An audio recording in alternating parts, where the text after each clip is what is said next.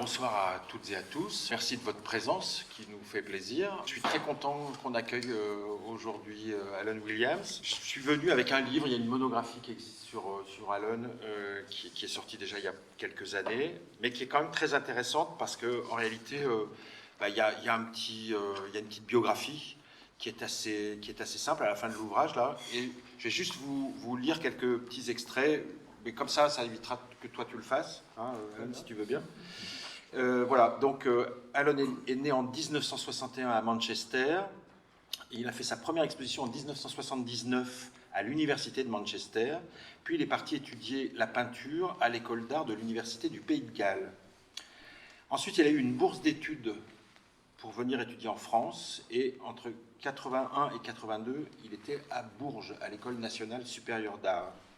Et puis ensuite, il est retourné en Angleterre faire un post-diplôme au Goldsmiths College of Art à Londres en 86-87.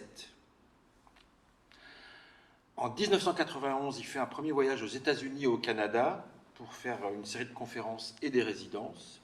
Puis en 1992, il fonde un espace d'art contemporain à Nîmes avec Isabelle Viala, un espace qui existe toujours, qui s'appelle La Vigie. Ça n'existe plus. Ça n'existe plus ? Bon. Ça a duré 40 ans. Ça a duré 40 ans. Bon, ça n'existe plus. En 1993, il rejoint le bureau de Triangle, d'une association qui s'appelle Triangle à New York. Et en 1995, avec Bernard Place et Claire Lesnevin, il crée l'association Triangle France à Marseille et il travaille à la friche de la Belle de Mai. En 1998, il s'installe à New York. Et en 2000, il fonde la Parker's Box, une salle d'exposition à New York, dans le quartier de Brooklyn. Si j'ai commencé par vous parler de cette biographie, c'est qu'au fond, on peut dire que ta vie jusqu'ici, ça a été quand même de faire pas mal de choses dans différents endroits, et notamment de développer des résidences d'artistes. Je crois que ça, c'est quelque chose qui a été finalement assez important.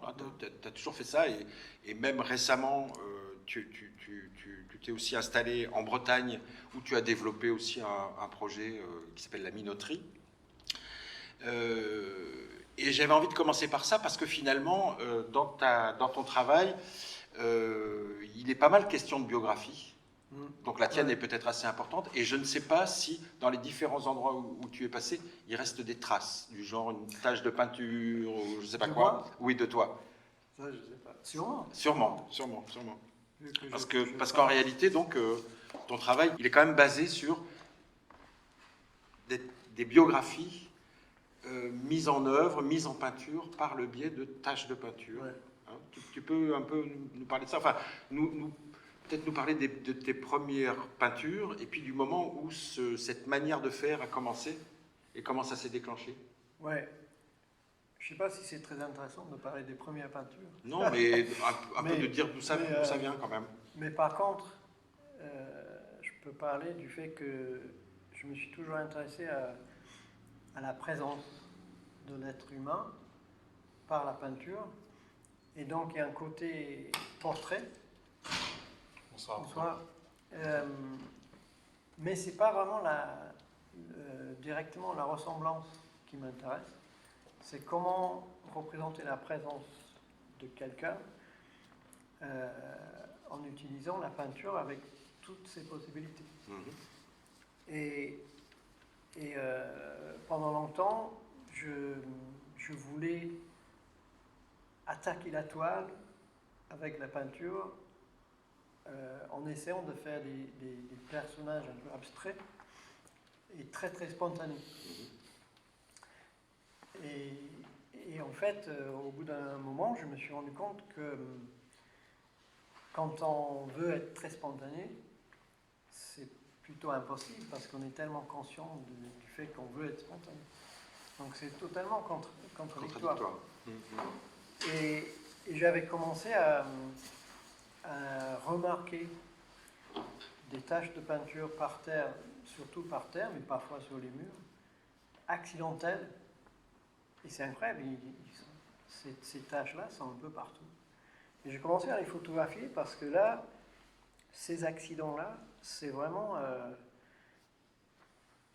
une présence de peinture hyper spontané. On ne peut pas plus spontané. Où il n'y a pas de préméditation. Il n'y a pas de préméditation, c'est vraiment des accidents. Et puis j'ai remarqué que parfois, ça faisait vraiment des personnages. C'est vraiment hyper figuratif. Et donc, ça, évidemment, ça m'intéressait énormément comme référence. Donc j'ai commencé à les photographier, essayer de les utiliser pour ces peintures que je faisais.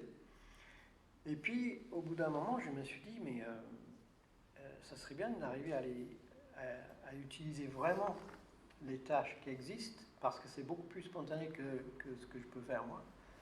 Comment je peux les transposer, les lier à cette envie de représenter des personnages historiques, parce que comme tu disais, c'est ça qui m'attire aussi, que ce soit des personnages historiques très connus, ou complètement inconnus, ou oubliés. Selon les personnages, tout ça, ça peut m'intéresser, m'exciter. Et donc, j'avais commencé cette expérience qui était, ok, je vais faire des recherches sur des personnages qui m'intéressent et essayer d'identifier des lieux où ils étaient très présents et d'aller sur place en espérant trouver une tache de peinture. Ce qui semblait, au début, ça semblait même un peu débile. Mais je me suis dit, il faut le faire, il faut voir si ça donne peut-être quelque chose. Peut-être ça marche. Ouais. Et le résultat était incroyable. Vraiment, à plusieurs reprises, je fais des recherches, c'est pénible, ça prend beaucoup de temps pour identifier. Puis c'était pas encore Internet vraiment, tu allais Ouais, dans les bibliothèques et tout ça, oui. dans les archives. Oui, exactement.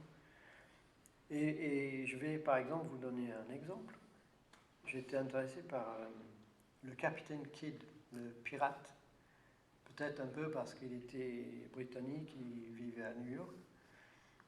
Et je me suis dit, voilà, un personnage un peu coloré, je vais voir ça. Et j'étais à New York, je faisais des recherches dans la bibliothèque de New York, qui est incroyable, une archive extraordinaire. Et j'avais identifié un premier lieu, il s'était marié avec une riche veuve, il habitait à Pearl Street, qui est dans le quartier financier, au-dessous de Wall Street. Donc je vais là-bas, en fait c'est hyper propre, il n'y avait rien. Donc je repars à la bibliothèque et je continue, et ça prend vraiment du temps pour trouver les bons indices. Et là je découvre que, donc à la même époque, il avait un lieu à l'extérieur de New York, de la ville de New York à l'époque, et aujourd'hui c'est le bout de 74e rue sur la rivière. Et là il avait ses hommes, ses pirates, ses bateaux. C'était plutôt son lieu à lui. Donc je vais là-bas, et là, sur le trottoir, au bout de 74e rue, il y a une grande éclaboussure de peinture grise, et c'était visiblement un personnage avec une vague qui lui retombait dessus, et le personnage était un pendu. Il était en train d'être pendu. Le capitaine Kidd a été pendu 2 fois. Donc là, je vois ça, je me dis, c'est pas possible, c'est lui, c'est le capitaine Kidd. Donc ça, c'était un des premiers exemples. Et après l'idée, c'est de représenter cette tâche, de le recopier, de le photographier, et d'arriver à le dessiner de mémoire. Comme ça commence à presque un peu vivant, voilà. Ouais. Et puis, généralement, je les représente dans une série de tableaux, ce qui est très important parce que le spectateur, malgré lui ou malgré elle, sait tout de suite que ça veut dire quelque chose. Donc en fait, l'idée, c'est de prendre le bout de peinture qui a le moins de valeur possible et de finir par l'injecter avec plein de sens et presque le mettre sur un piédestal en donnant le plus de valeur possible. Oui, parce que de fait, les séries de tableaux, au fond, on pourra faire peut-être un peu circuler ce livre, parce qu'on en voit pas mal, ouais. Te permettent finalement de rendre cette tâche un petit peu vivante, enfin de lui redonner quelque chose qui ressemble à de la vie, hein, Mais du coup, cette tâche, elle va vivre des aventures qui sont parfois liées à sa véritable vie, mais quelquefois qui sont complètement extrapolées. Oui, en fait, ce qui était excitant et inattendu, c'est qu'une fois qu'on a cette représentation bizarre du personnage historique, c'est comme si c'est une sorte d'ectoplasme qui se détache de tout. Et là, tout est possible. Tout est possible. Ça peut voyager dans le temps et l'espace. Et ça devient vraiment autre chose. Et ça, je trouve ça très intéressant par rapport à la capacité de la peinture, sa matière, qui peut dire plein de choses. Et du coup, c'est là que je reviens au fait que c'est pas la ressemblance qui est intéressante, c'est vraiment cette présence qui est d'une certaine façon la peinture abstraite, et avec toutes les possibilités de l'abstraction, mais en même temps très liée à la réalité, à la figuration. Donc effectivement, tout est possible. Tout est possible. Dans ce livre un peu récapitulatif, donc, il y a un certain nombre de personnages. Hein, il est très bien fait parce que finalement, il est chapitré par personnage. Donc finalement... par ensemble de peintures. Voilà. Et donc, du coup, par exemple, il y a un chapitre consacré à Jules Verne. Donc, tu as travaillé pendant un certain nombre de mois, d'années. C'est un super exemple parce que il a été très inspirant et assez un peu atypique parce qu'en fait, j'étais en train de traverser une rue à Paris et là, c'est comme si cette tache de peinture m'appelait. C'est une tache rouge incroyable. Et du coup, normalement, je vais sur des lieux. Alors que là, non. Alors là, c'est la tache qui est venue me trouver. Et je me suis dit, c'est qui? Ça peut être qui? Et je me lève la tête et c'est la rue Jules Verne. Je me suis dit, voilà, ça y est, quoi. Voilà. Et après, Jules Verne, vu son histoire, lui, déjà, il voyageait dans le temps et l'espace. Bien sûr. Et je sais pas, ça m'a tellement inspiré, cette tâche-là. En parlant d'Artothèque, il n'y a pas longtemps, il y a l'Artothèque d'Amiens, qui est l'Artothèque Jules Verne, qui a acheté un de ses dessins. Et ça, c'est fabuleux, parce que c'est une confirmation. Même l'Artothèque Jules Verne croit que c'est Jules Verne. Qu'est-ce qu'on peut demander de plus? Voilà, donc il y a des auteurs, enfin des personnages un peu plus connus que d'autres. Il y a par exemple Edgar Poe aussi, hein, qui est, je dirais, un petit peu dans une approche sans doute un peu différente, un petit peu plus fantastique, mais bon, qui est quand même un écrivain qui a fait aussi beaucoup voyager, voilà. Et puis il y a aussi des personnages comme Giuseppe Garibaldi, bon, qu'on connaît également, mais il y en a d'autres un peu moins connus, en tout cas certains que tu disais sont illustres, d'autres le sont moins. Il y a par exemple Julie Bécher. Tu pourrais nous parler un petit peu de Julie Bécher? Julie Bécher était une marchande royale de Paris et elle a commercialisé le premier parfum qui est l'eau de la reine d'Hongrie. En fait, c'est le romarin distillé. Et à l'époque, tout le monde utilisait ça comme comment ça s'appelle, un élixir de jouvence et un parfum. Donc, du temps de Louis XIV, c'était vraiment... les gens se parfumaient, se bourraient la gueule avec, et elle a compris ça, et du coup, elle a créé une production d'eau de la reine d'Hongrie. Il y a un passage de l'eau de la reine d'Hongrie à côté des Halles à Paris. Apparemment, c'était là qu'elle avait sa distillerie. D'accord. Et c'était quelqu'un d'extraordinaire parce qu'elle a commercialisé, c'était le capitalisme avant l'heure. Donc un personnage très intéressant, visiblement très coloré, mais totalement oublié aujourd'hui. Sauf qu'il y a plusieurs légendes autour d'elle qui sont extraordinaires. Et donc, comme tu le disais tout à l'heure, ces personnages, tu leur fais vivre en quelque sorte des histoires, tu ils sont personnifiés sous la forme d'une tâche et tu leur fais vivre des histoires. Et puis finalement, les séries se suivent. Enfin, Oui. voilà. De temps en temps, ils se rencontrent. De temps en temps, ils se rencontrent. Oui, c'est vrai. Hein, parce que, par exemple, il y a aussi Jules et Victorine, Ouais. par exemple. Donc, fait, c'est ouais. Jules Verne et Victorine Meurant, c'est Ouais. ça Victorine Meurant, qui était donc une peintre elle-même, mais surtout connue comme modèle, en fait, a posteriori, alors qu'à son époque, elle était plutôt assez connue. Ouais. Mais elle est devenue très célèbre avec certains tableaux de Manet, notamment Olympia, qui est ce tableau d'une femme nue, mais qui était vu comme étant scandaleux, parce que elle ne représentait pas le nu du grand art. Dans la patriarchie de l'époque, c'était difficile à accepter. Donc c'est un personnage en tant que son histoire, en tant que peintre, en tant que modèle, mais en tant que femme aussi, c'est une histoire vraiment extraordinaire. Ces tableaux ont été quasiment tous perdus. Il y en a un qui a été trouvé il n'y a pas longtemps. J'avais fait un texte dessus. C'est quelqu'un qu'il faudrait réhabiliter, ressortir, parce que c'est quelqu'un de très important. Et puis, par exemple, Picasso était très attiré par elle parce qu'elle avait cette présence d'une femme forte qui s'en foutait de tout.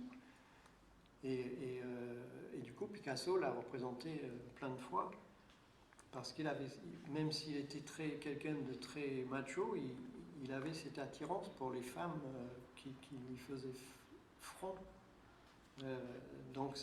Et du coup, en fait, j'ai imaginé une histoire d'amour entre Jules Verne et Victorine Meurant, parce que tous les deux sont devenus célèbres la même année, exactement la même année, 1863. Et Jules Verne, je sais que sa vie à Amiens, c'était pas très inspirant. Et il allait à Paris pour travailler avec son éditeur. Et là, c'était la grande vie et tout ce qu'on peut imaginer de liberté.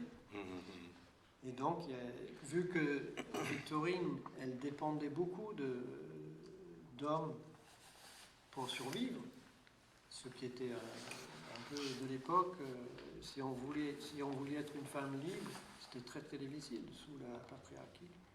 Et du coup, j'ai imaginé cette espèce d'idylle entre Jules Verne et Victorine. Et ce qui a donné lieu à toute une série de tableaux avec tous les deux. Avec les deux tâches, du coup. Oui, avec les deux tâches, et pas forcément, parce qu'il y a aussi les représentations de...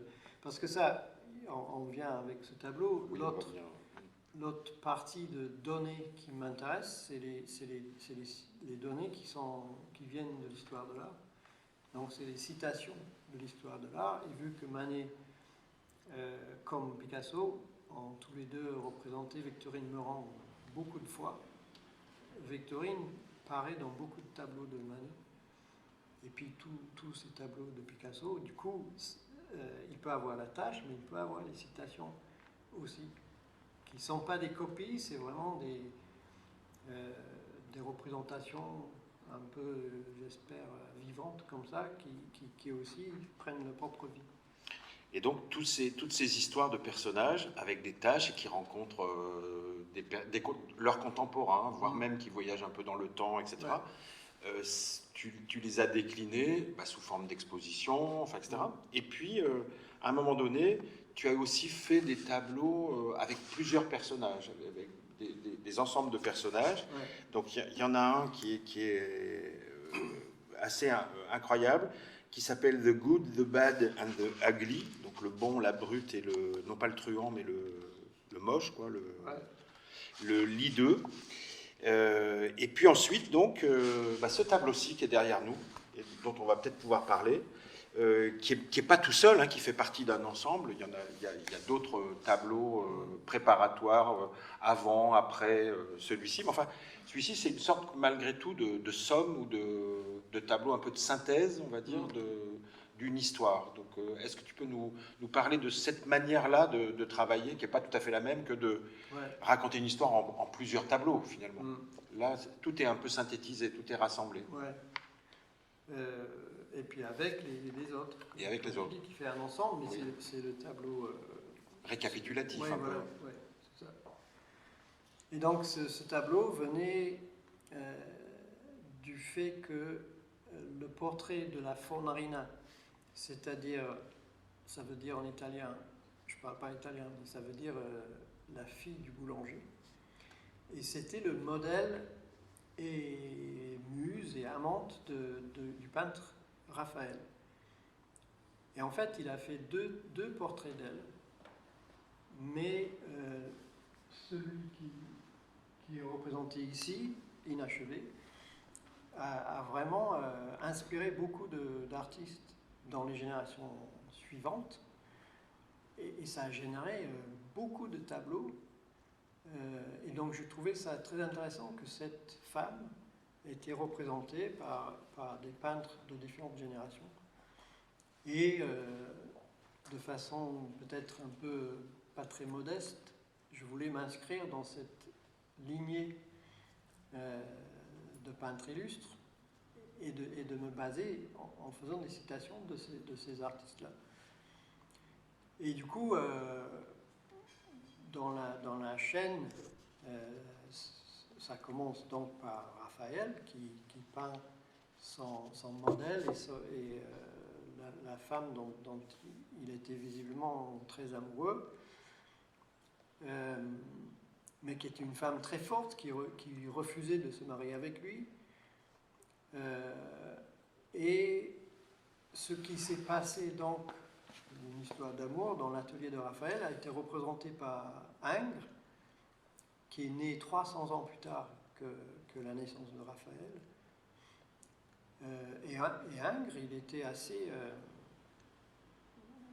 obsédé de ça, de ce qui s'est passé, de l'atelier de Raphaël, de l'ambiance dans l'atelier de Raphaël. Donc, au moment de la Renaissance, c'est ça qui l'intéressait aussi. Il a fait 5 versions de ce tableau qui s'appelle Raphaël et la Fornarina, donc dans l'atelier de Raphaël. Après, il y a surtout Picasso qui voit cette série de tableaux de Ingres, est très intéressé par ce dynamisme, et lui il fait une très grande série de dessins érotiques de Raphaël et la Fornarina dans l'atelier de Raphaël. Après, un peu à l'extérieur de ça, il y a Miro, le peintre espagnol, qui fait ce personnage qui est portrait de la Fornarina. Miro, il travaille avec des données qui venaient d'ailleurs, donc ça m'intéresse beaucoup parce que c'est un peu ce que j'essaie de faire aussi. Et notamment des catalogues de pièces détachées, de machines ou d'autres choses. Et il découpait ces formes bizarres, il les assemblait, et après il en faisait les personnages. Et je pense que ce portrait de la Fornarina a été créé comme ça. Donc c'est vraiment très, très bizarre et aussi entre l'abstraction et la figuration. Donc j'intègre le portrait de la Fornarina de Miro et j'essaie de construire, de composer avec tous ces éléments de différents peintres en me mettant dans la chaîne, et je rajoute ma version enfin, j'essaie de faire une sorte de projection en 3 dimensions, mais d'une tache de peinture que j'ai trouvée sur la porte de l'adresse de la Fornarina à Rome.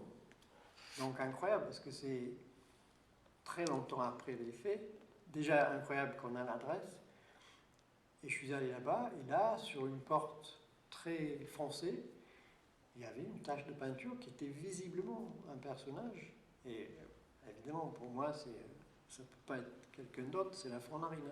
Donc j'intègre ça aussi. Et ça finit par faire ce tableau qui s'appelle Si Fornarina, avec aussi l'idée que si j'essaie de mettre toutes ces représentations de la Fornarina, de la même personne, le même personnage, dans le même tableau, peut-être qu'il y aura une sorte de résonance de la présence de ce personnage. Donc c'est un portrait, mais fait à ma façon, fait différemment. Et c'est pas un portrait qui est juste basé sur la ressemblance d'un tel en essayant de copier l'image.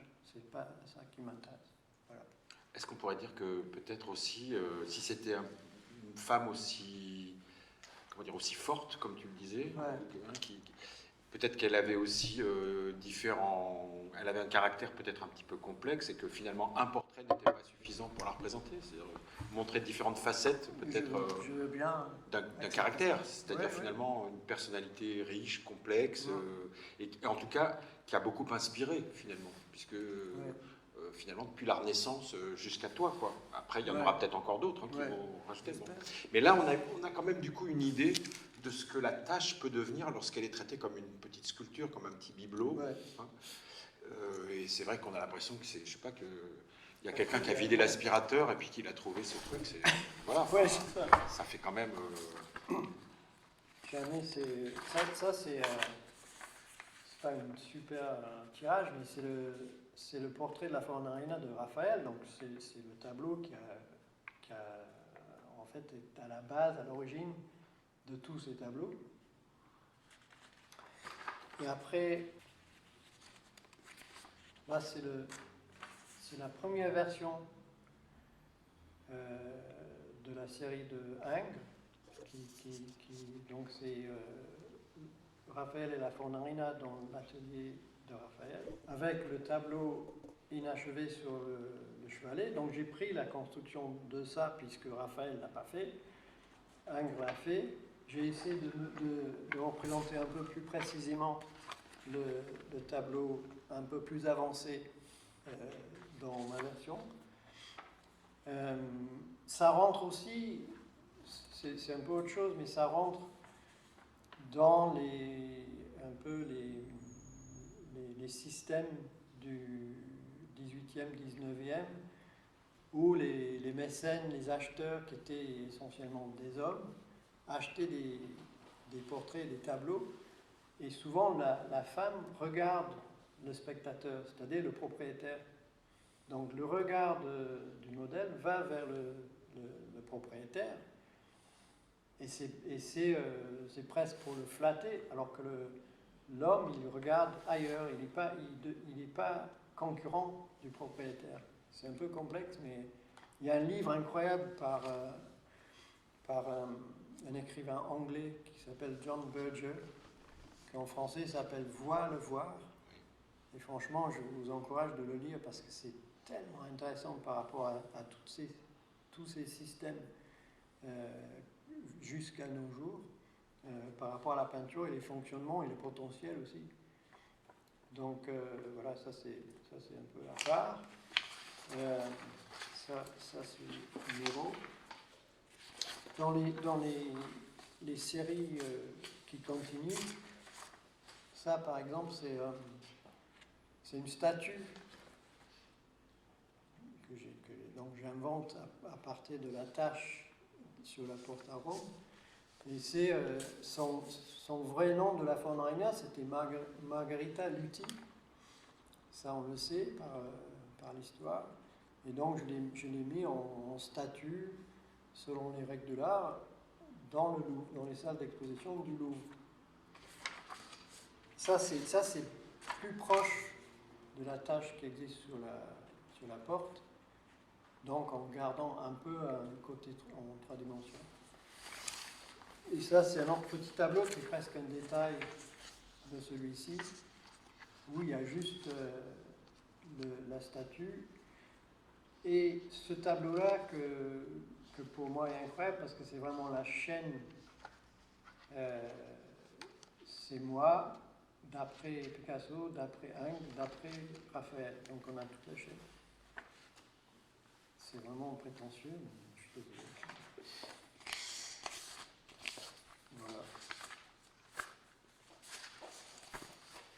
Et pour préparer cette soirée, donc je suis replongé dans ce livre où tu racontes quand même de manière assez détaillée un peu les circonstances de ces différents chapitres, de ces différents personnages, de ces différents tableaux. Ce qu'il faut dire, c'est le côté fiction. Oui, bien sûr. Parce que c'est une fiction parce que toi-même tu dis tout à l'heure que tu es allé à Rome et en fait dans le livre tu dis que c'est une de tes amies qui s'appelle Tony et qui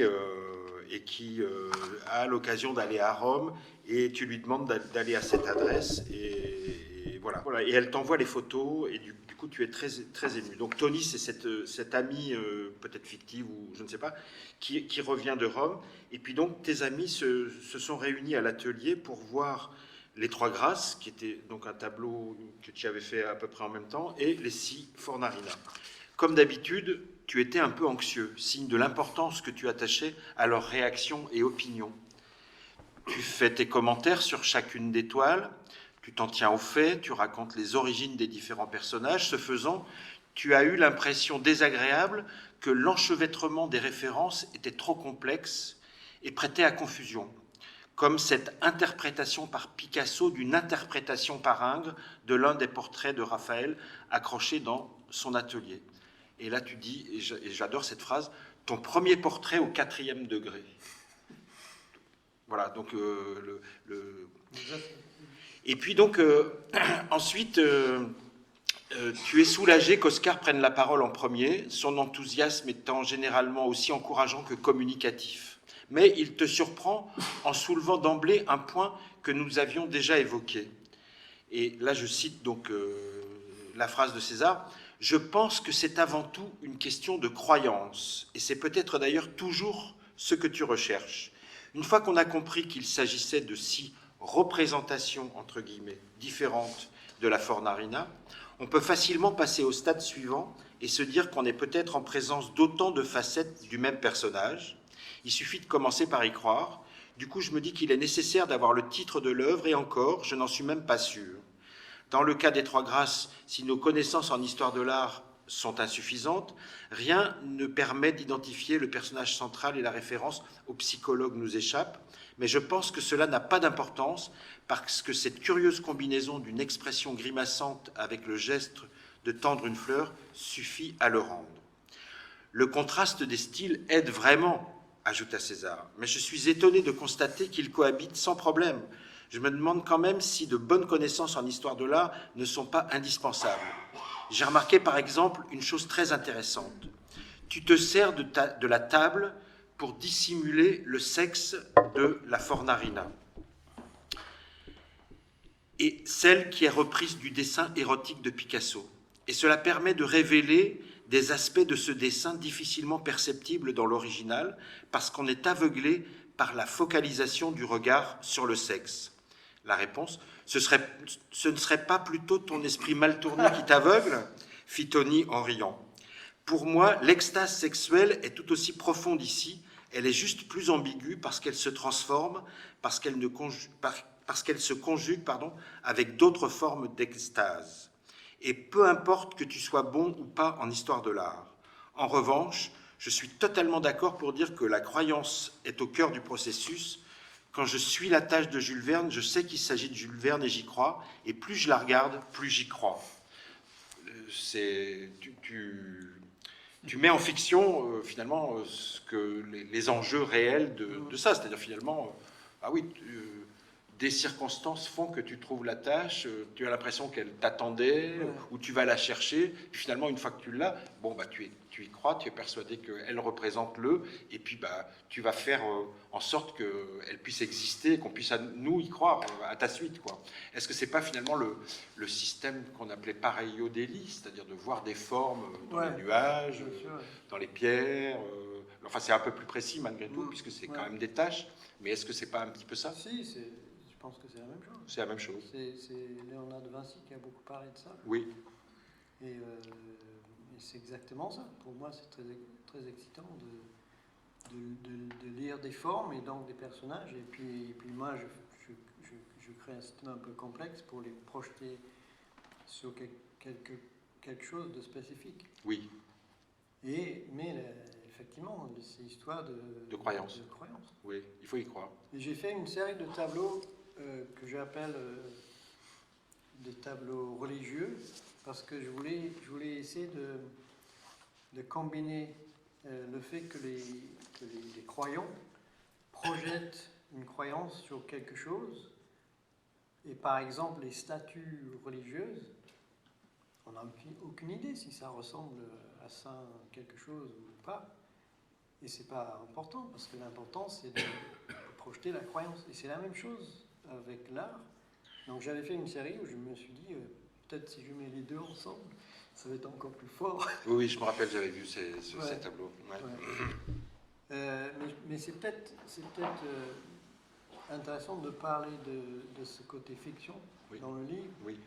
parce qu'en fait, donc c'était un projet entre ma galerie et l'éditeur, et il me demandait d'écrire sur chaque série de tableaux, et j'ai essayé de faire ça en faisant, oui, j'ai fait ci, j'ai fait ça, et c'était affreux.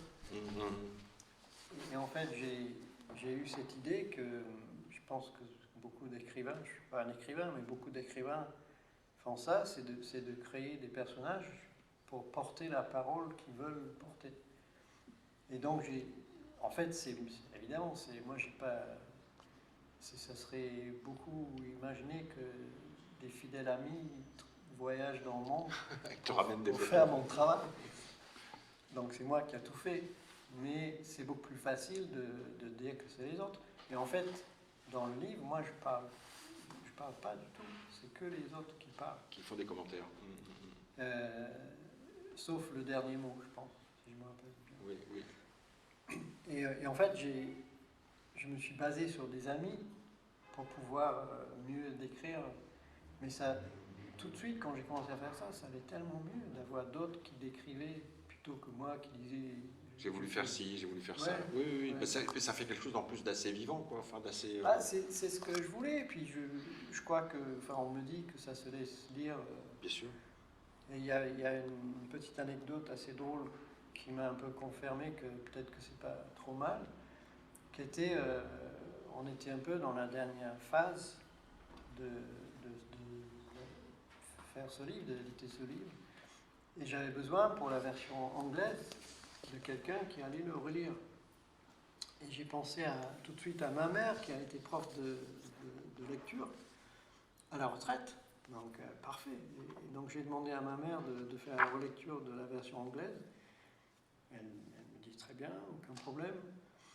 Et puis j'ai pas de nouvelles et c'est pas normal parce qu'elle est toujours très réactive, etc. Et puis finalement je me suis dit bon, il faut que je l'appelle, je sais pas ce qui se passe. Donc je l'appelle et je ressens qu'il y a un malaise. Il y a un problème. Elle me dit bah là visiblement c'est des amis très proches. Tu m'en as jamais parlé. Et là, je me suis dit, yeah, ça marche. Oui, elle y avait vraiment cru. Ouais. Et en fait, Oscar, César et Tony, c'est des noms de prix de cinéma, etc. Ah oui, oui, oui. Ça vient de ça, il faut trouver les noms, quoi. D'accord. Peut-être que tu peux nous parler de ce qui s'est passé après ce tableau, parce que finalement, ce livre il date déjà de 2011. Ouais, c'est ça. Ouais. Donc ça fait un peu plus de 10 ans maintenant. Depuis ces 10 dernières années, il y a eu d'autres chapitres, évidemment. Ouais, j'ai fait beaucoup de personnages. Ouais. J'ai fait pas mal de tâches de peinture, mais j'ai fait aussi pas mal de tableaux qui étaient plus axés sur les citations d'histoire de l'art. Et puis, ça fait un moment où... normalement, j'étais toujours contre l'idée de message politique. J'avais toujours l'impression que, j'ai souvent dit ça aux étudiants, que si on va trop dans un message, ça peut finir par ne plus être de l'art. Et donc j'étais toujours un peu contre ça.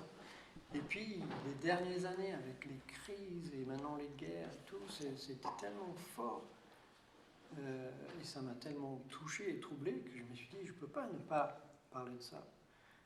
Et du coup, j'ai commencé, là en ce moment, je travaille sur une série de tableaux qui s'appelle Reclining Figures, je ne sais pas comment dire ça en français. Figure inclinée, figure qui se reposent. Oui. Reclining figures en anglais, c'est vraiment un terme utilisé pour des tableaux de personnages allongés ou des sculptures, beaucoup pour les sculptures. Figure au repos. Figure au repos. Oui. Ouais, ça marche moins bien parce que reclining, ça veut dire c'est pas au repos, c'est juste allongé. Et donc c'est des séries de reclining figures et qui est une sorte de jeu de mots parce qu'on imagine une image de paix en fait. Et en fait c'est que des cadavres, mais avec beaucoup de citations de l'histoire de l'art, aussi bien des paysages ravagés de guerre. Et c'est un peu pour dire que c'est incroyable que rien ne change. On peut faire des citations de l'histoire de l'art où c'était la même chose, et peut-être dans des époques qu'on aurait pu penser plus barbares, mais c'est aussi barbare aujourd'hui. Ce qui se passe en Ukraine et maintenant en Palestine, c'est exactement la même chose. On n'a rien appris. Aujourd'hui, on devrait être quand même un peu plus civilisé. Donc, j'ai pas pu vraiment. Je me sentais obligé de parler de ça dans mon travail, ce qui est très nouveau. Et ici, on peut se dire, oui, c'est l'histoire de l'art, c'est un art un peu savant du coup, mais aussi un petit peu moqueur quand même, enfin un petit peu... Moi, j'ai toujours beaucoup voulu un sens d'humour dans mon travail. Oui. C'est peut-être un peu moins le cas aujourd'hui. Mais donc voilà, ça fait peut-être le boucle jusqu'à aujourd'hui. Voilà. Et évidemment, tout ton travail est entrecoupé de beaucoup d'activités.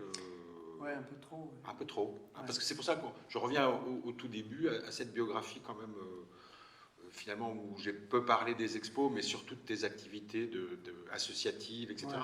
Ça prend beaucoup de place aussi dans ta vie. Ouais, il y a eu des moments où ça prenait trop de place. C'est un peu sous pression des institutions, souvent. Et là, dernièrement, c'était un peu ça en Bretagne. Et là, je pars, même en arrivant ici au Palais-sur-Vienne, je suis sur la route pour aller aux États-Unis, où j'aurai 6 mois que dans l'atelier, où je refuse tout, parce que il y a trop de pression. C'est pas possible, j'ai besoin d'être à l'atelier. Donc, effectivement, ça a été parfois un problème. Et là, je suis en train de me dire, il faut arrêter de faire autre chose. Il faut arrêter de faire autre chose pour revenir un peu à l'essentiel. Enfin. Ouais, et puis j'ai jamais arrêté de peindre, mais quelque part, je me dis, j'ai peut-être assez donné ailleurs, et maintenant, je vais faire que ça. Il faut que j'apprenne vraiment à dire non, quoi. Merci d'avoir dit oui, d'être venu jusqu'ici quand même. Oui, mais là c'est différent parce que je parle de moi, je parle de mon travail, c'est très agréable. Donc ça me nourrit aussi. C'est pas pour soutenir les autres, pour une fois. Pour une fois, c'est pas pour soutenir les autres. Voilà. Merci d'être venu. Merci d'être venu, oui, c'est ça. C'est nous qui vous remercions. Merci beaucoup.